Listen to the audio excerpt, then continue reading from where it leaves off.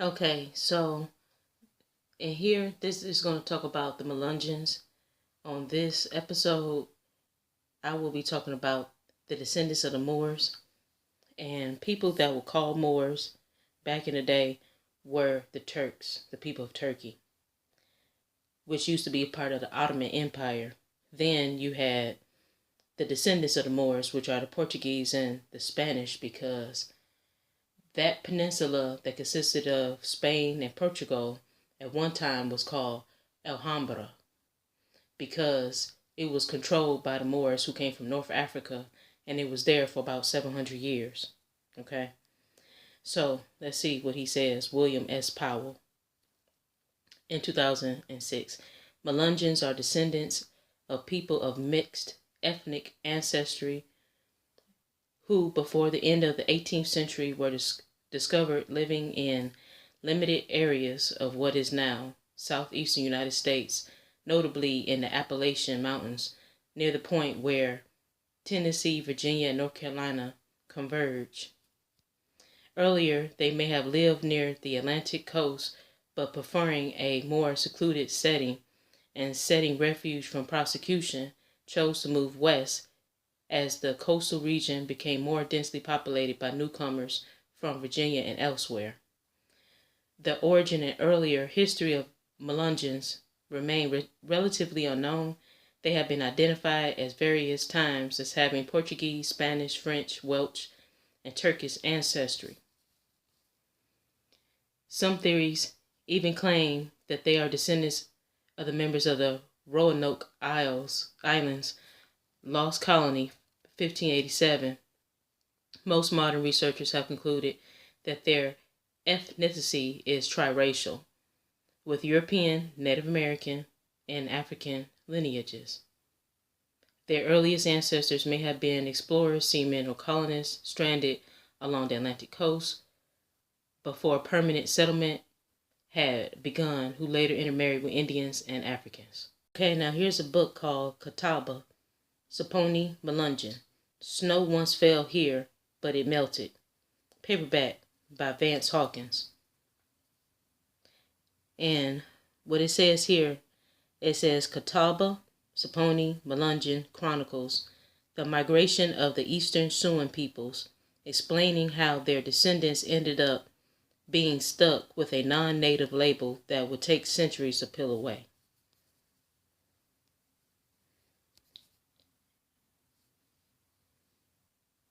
And then here's the book right here by Vance Hawkins. Okay? This is the cover of it. Now, as you see here, it says aaregistry.org. It says Saponi are probably the most important native element in most groups of Melungeons.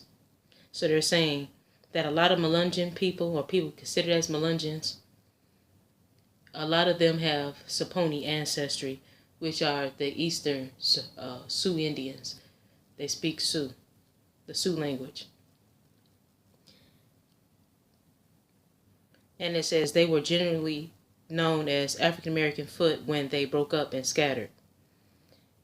That is the name used by the Melungeons of Appalachia, the Cherokee, in the African American community. Okay, now on this website, it's talking about the Lenni-Lenapes and the Nanticopes that live in New Jersey as well as Delaware. Now, it says here, in the 1870s, a cloistered community of Indians also established their own school in the area of modern-day Chestwood, Kent County, which was called Moortown. This group, commonly referred to as Moors, in quotation marks, is cited to have been in the area since at least 1710.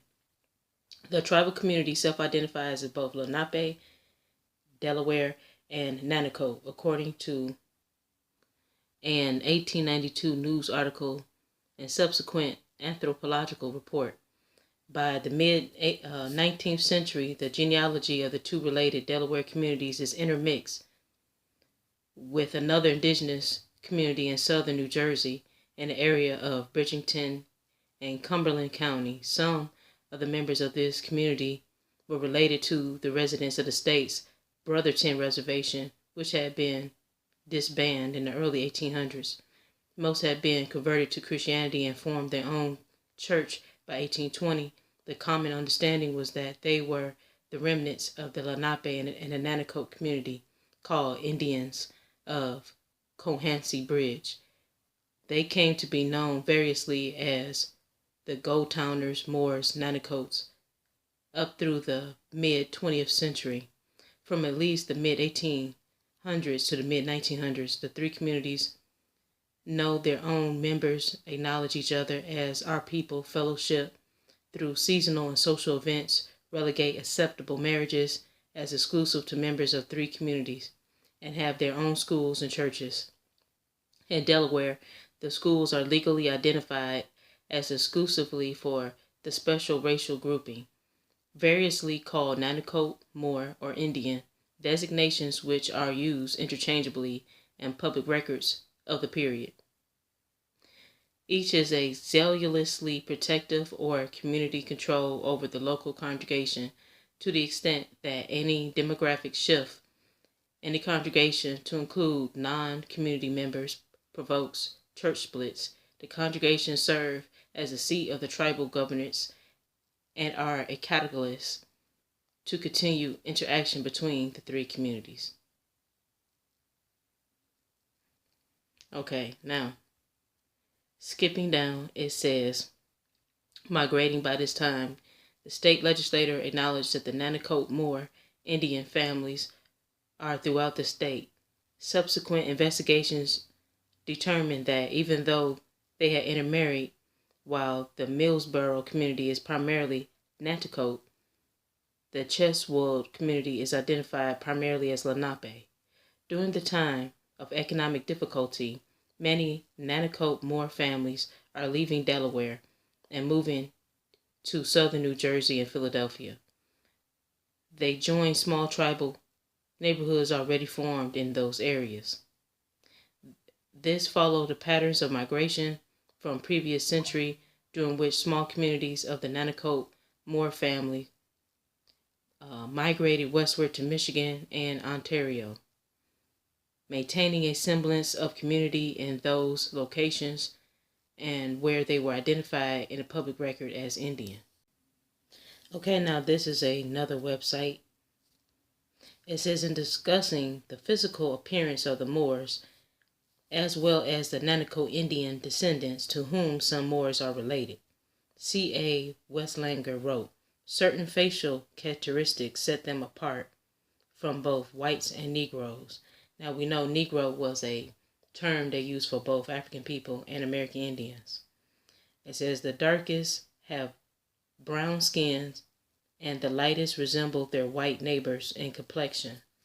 Blonde, red, and sandy hair may be seen, but the majority have brown or black hair, either wavy or straight, and coarse like that of a full-blooded American Indian. Kinky or woolen hair is not often seen. Straight noses and thin lips are typical. Eye colors range from grays and blues to dark brown and black. Many of the mixed bloods have sharply chiseled features, swarthy complexions, and straight hair. Others are distinctly Indian-like in appearance, having high and wide cheekbones. Even among the same family, light-skinned parents often have dark-skinned children and vice versa. No one has really been able to trace the precise origin of the Delaware Moors. Legend and historical hearsay have suggested possibilities. C.A. Westlanger, in his book Delaware's Forgotten Folks, presents, in his own words, legends of three categories which he collected from Delaware Moors. One category of legend purports that Moors originated sometime before the Revolutionary War through the founding of a colony along the Atlantic coast of the Delmarva Peninsula by way of a group of dark-skinned Spanish Moors. Okay, so they said before the Revolutionary period it was a colony on the Atlantic coast on the Delmarva Peninsula, and they said that those Moors came from Spain. They said they were dark-skinned Spanish Moors. Through intermarriage, the local Indians come the people called Moors in Delaware and New Jersey. It says a second category of legend was Westlanger refers to a pirate legend. These legends stated that the Spanish or Moorish pirates in the later 18th century were shipwrecked off the Delaware coast in Delaware Bay or near the Indian River Inlet. The shipwrecked men were taken in by Nanaco Indians and came to marry Indian women, thus being the mixed stock of Delaware Moors. Some versions of this legend considered the shipwrecked men as Spanish, French, or Moorish sailors and not buccaneers. Westlanger categorizes a third legend, which he found most popular among the Moors, as romantic legend. The legend, a type of a beautiful woman and a dark-skinned slave or slaves are the central characters. The woman was wealthy, either Spanish or Irish, and lived on a plantation in southern Delaware. She purchased one male slave, who turned out to have been a Spanish prince.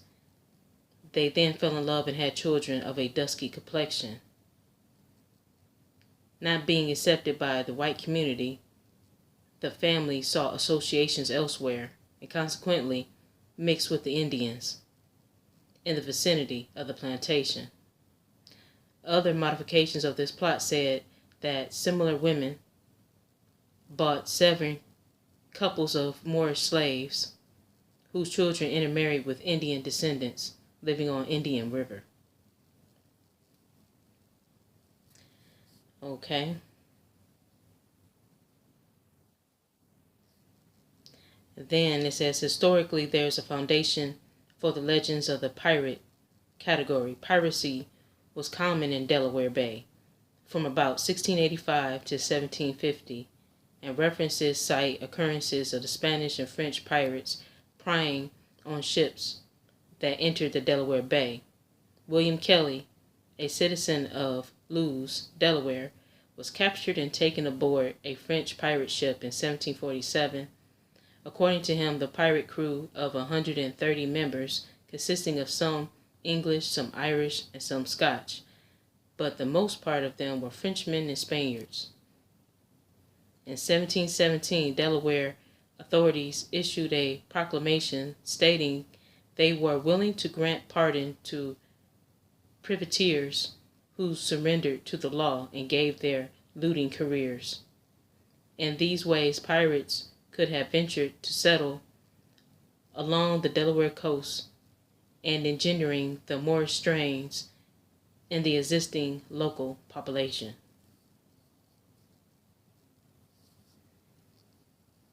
Okay, so basically what they were saying is pretty much that Moors from Spain and Frenchmen and some people that was of Irish descent, Scottish descent, English descent, they was pirates at one time, and they were coming into the Delaware area. Then you had some men that came from Spain that was of Spanish Moors that came in, and they mixed in with the Indians that was in that area.